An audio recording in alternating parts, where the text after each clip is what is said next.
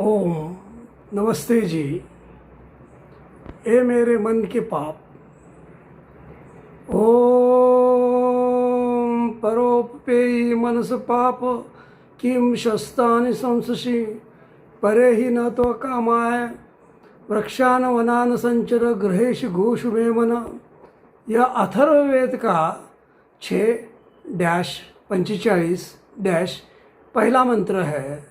सत्य संकल्प व्यक्ति किस प्रकार पाप वासना को दूर भगाता है, इसका विश्लेषण इस मंत्र में है। मंत्र का भावार्थ, हे मेरे मन के पाप, क्यों मेरे सामने निंदनीय कर्मों की प्रशंसा कर रही है? मैं तुझे नहीं चाहता। जा जंगल में जाकर बस। मेरा मन तो घरेलू कामकाजों में और सद्विचारों में रम रहा है। यहाँ पर पाप वासना जो है वह अपने आप में आदि और अंत वाली है।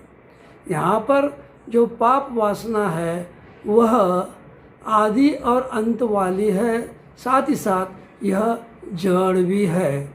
लेकिन इस जड़ वासना को सत्ता देने वाला खुद चेतन आत्मा है।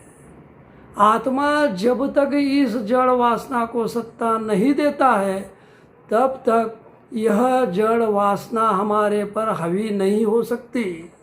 इसलिए हमें यह रहस्य ध्यान में रखना है कि जो भी वासनाएं हैं वह अपने आप में जड़ है, आदि और अंत वाले हैं। इसे जब हम चाहते हैं या हमारी आत्मा उसे सत्ता देती है, तभी ये हम पर हावी होते हैं। इसलिए हमें ज़्यादा से ज़्यादा धर्मानुसार चलने का प्रयास करना चाहिए।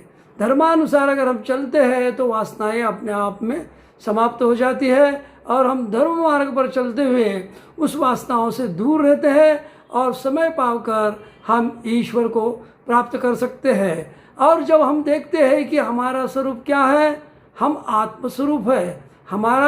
हमारे आत्मा ने इस जड़ शरीर को धारण किया हुआ है और जो जड़ शरीर है वो प्रकृति से बना हुआ है, जो मृत्यु के पश्चात फिर पंचतत्व में चला जाएगा। लेकिन हम जो आत्मा है वो अमर है, नित्य है, सनातन है, शाश्वत है, हमेशा हमेशा हम रहने वाले हैं। तो हमारा स्वरूप चेतन है। तो चेतन परमात्मा है हमारा और उसका मेल निश्चित है। और हमारा उसका मेल होने के लिए परमात्मा के गुण कर्म स्वभाव को हमें जीवन में धारण करना होता है। परमात्मा जैसा शुद्ध स्वरूप है तो हमारे अंदर शुद्धता होनी चाहिए।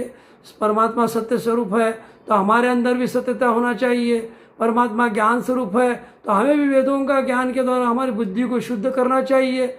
जब तक हम परमात्मा से अनुकूल नहीं होते तब तक ये जीव सुखी नहीं हो सकता। अरबों खरबों कितना भी होने दो, वो जगत में सबसे अमीर होने के पश्चात भी वह सुखी नहीं हो सकता। अमीर होने के पश्चात भी अगर वो परमात्मा से जुड़ा हुआ है, जितना वो परमात्मा से जुड़ा हुआ है उतना ही वो सुखी होगा। और परमात्मा को छोड़कर वो जो कुछ भी करेगा उससे वो पूर्ण सुखी नहीं हो सकता। संसार में केवल 6.25% ही सुख है और 16वां हिस्सा यानी कि 100% सुख परमात्मा के पास है। परमात्मा का सुख 100% है तो संसार का सुख 6.25% ही है। यह वेदों के द्वारा हमें ज्ञान प्राप्त होता है। इस ज्ञान को हमें हमारे जीवन में धारण करते हुए इन सब गलत विचारों को, गलत वासनाओं को, गलत सोच को जो मन में है उसे समाप्त कर देना चाहिए। क्योंकि जैसे आत्मा में है वैसा मन में होना चाहिए। जैसा मन में है वैसा ही वाणी से कहना चाहिए, वैसा ही हम आचरण से करना चाहिए। इसीलिए आत्मा में हमारे अच्छे विचार अगर है तो हमारे अच्छे विचार मन में हो गए और मन में अच्छे विचार हो गए तो वही हम वाणी से कहेंगे और जो वाणी से कहेंगे वही हम कर्म से करेंगे। इसलिए मनुष्य को धर्मानुष्ठान करना चाहिए, वेदों का स्वाध्याय करना चाहिए। दिन प्रतिदिन अपने ज्ञान को बढ़ाते हुए जितना बन सके उतना आचरण अच्छा ही अच्छा करते करते करते करते परमात्मा को देर सवेरे प्राप्त कर ही लेना है। ओम शम। आर्य समाज सोलापुर, नंदकिशोर गांग जी।